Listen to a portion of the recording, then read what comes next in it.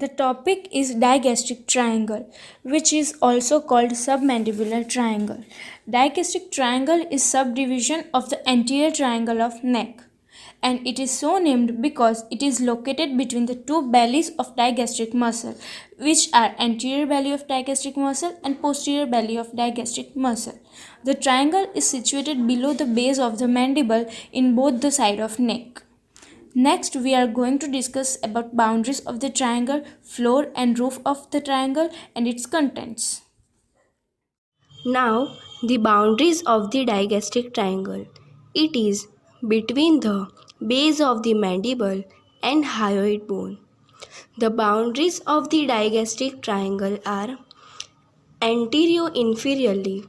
It is formed by anterior belly of digastric muscle, and posterior-inferiorly it is formed by the posterior belly of digastric muscle as well as stylohyoid muscle. Superiorly, which is also called as a base, is formed by base of the mandible and lining joint to the mastoid process. And the apex, it is formed by the intermediate tendon of the digastric muscle being joined with the hyoid bone by a fascial sling derived from investing layer of deep cervical fascia. So, after the boundaries, we have floor and the roof of the digastric triangle. First, we see the floor of the digastric triangle. It is made up of three muscles: hyoglossus muscle, mylohyoid muscle, and small part of middle constrictor. We have made something from some raw materials as we have around. Here is the 2D model of floor of the digastric triangle. In this picture, we can see the matchstick portion which shows hyoglossus muscle.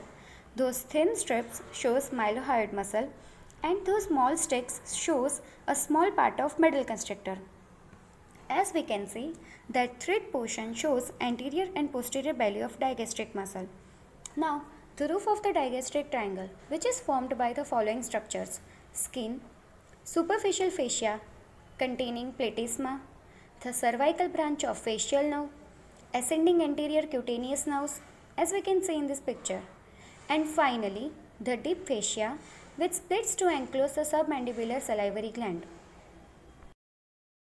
Contents of the anterior part of the digastric triangle are submandibular gland, submandibular lymph nodes, facial vein lies superficial to the gland, facial artery which lies deep to the submandibular gland, hypoglossal nerve, submental artery, and mylohyoid nerves and vessels. Posterior part of the triangle. As you see in posterior part of the triangle, the lower part of parotid gland as well as external carotid artery before it enters the parotid gland, and the deep structures passing between external carotid arteries are the styloglossus, the stylopharyngeus, glossopharyngeal nerve, pharyngeal branch of vagus nerve, styloid process, part of parotid gland. Deep structures includes are internal carotid artery, internal jugular vein, and vagus nerve. The last part of this topic is clinical correlations of digastric triangle. The most common clinical aspects of the digastric triangle are swelling because of the involvement of lymph nodes which drain the lymph from lower areas of face.